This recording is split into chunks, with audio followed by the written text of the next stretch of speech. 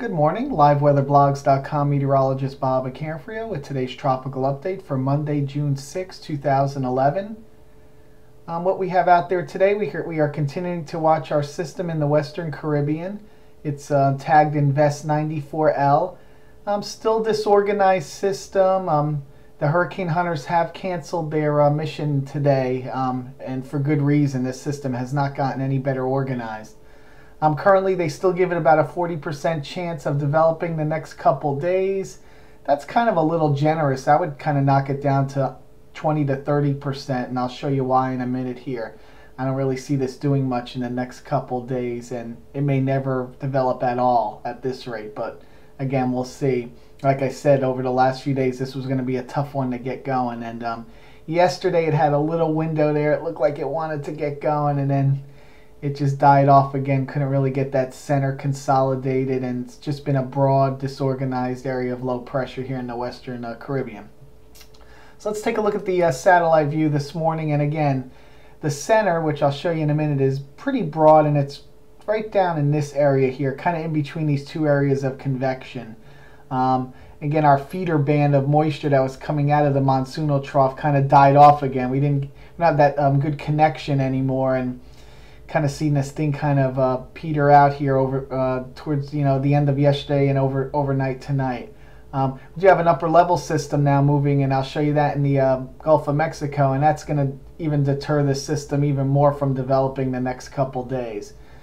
Here we go. This is the Gulf of Mexico, and this is what I'm talking about. Here's that upper level system, and this will move to the east here, and this is going to create a little more southwesterly shear near this system the next 24 to 48 hours. So a disorganized system like this really is not going to get a good chance to really develop.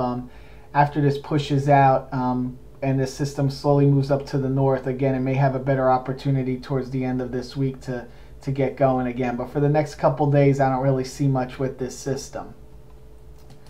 Looking at the wind shear currently, again, wind shear has not been terrible over this system. We've had an anticyclone trying to develop, but we're going to see this upper low move, mid to upper level system move towards the east, and this could create a little more southwesterly shear near our system the next couple days. So again, going to deter from developing, and then after that, if this system, it will definitely move up slowly to the northwest through the week.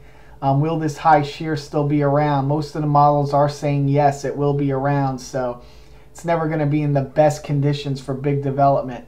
Our only hope is for the Gulf Coast is that this moves up into the Gulf of Mexico as a weak to even a tropical storm would be nice, honestly, and can bring some drought relief to the Gulf Coast. That's really what we're going to be watching for through this week, and I do see that happening eventually.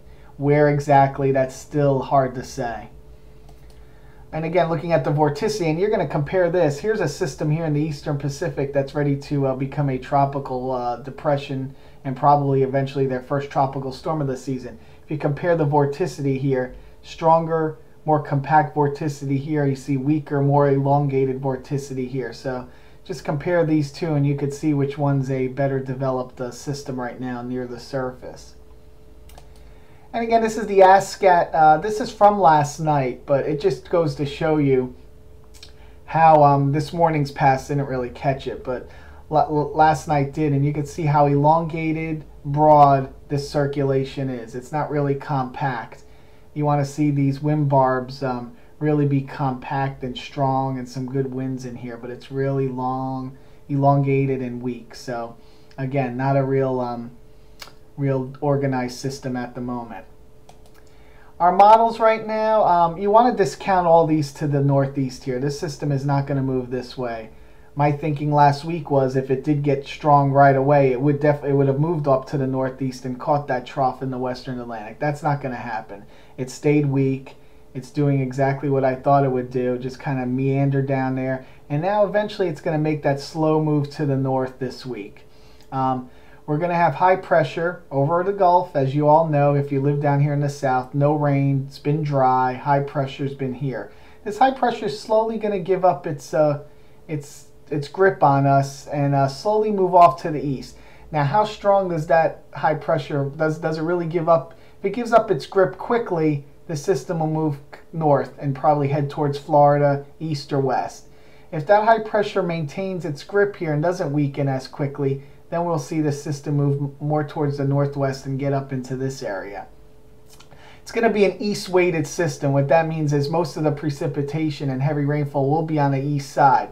So if it moves up like this, Florida is going to get the majority of the rainfall. If it moves more like this, then we'll keep shifting that rainfall towards the west. So that's really what we're going to be watching for this week. And then hopefully by this weekend, somebody along the Gulf Coast is going to get some drought relief from this. This is going to be what we're going to be watching. Do I see this thing exploding into the Gulf and developing into a hurricane? Nope, not at this time. I don't see that. Not with the conditions. But again, hoping for a weak tropical system would be nice to bring a lot of rainfall and just really get this moisture, to get this high pressure out of here and get this moisture. So again, you're going to see it move something like this during the week. Looking at the specific models, just to show you some different runs here. This is the Canadian model. Again, has more of a weaker high pressure system. Really, the high pressure loses its grip quickly, and then it has it moving more towards the northeast and then up along the east coast. Again, could that happen? I don't think so. I'm, again, looking more of that north to northwest motion into the Gulf of Mexico. I don't see high pressure really giving up its grip that quickly. The Euro model, kind of a weak system moving towards Florida. Again, has a little bit of a weaker high over here. GFDL, this is where I could be one of the solutions here, moving it more north and then into the eastern Gulf as a tropical storm. That's a possibility right there. High pressure, not a little stronger than you saw with the Canadian and the Euro model. And then here's the no gaps model. Again, more of that weaker high pressure, and again moving up towards Florida here. So again, it's really going to depend on how strong that high pressure stays in here. Does it move out quickly and give up its grip so the system comes more towards Florida, or is it stronger and it moves more towards the central western Gulf? So that's what we'll be watching for this week. Again, I don't expect this system to be exploding with development. It's probably going to stay a weak system. Again, we're still about a good 5 to 7 days out before it does get into the Gulf. So we'll continue to watch this. And again, our main focus will be hopefully bringing some drought relief to the Gulf Coast states. Again, still big flooding though for Jamaica, Haiti, Dominican Republic, Puerto Rico, still from this system, as most of the rainfall has been to the east. So they'll continue with some flash flooding over the next couple days.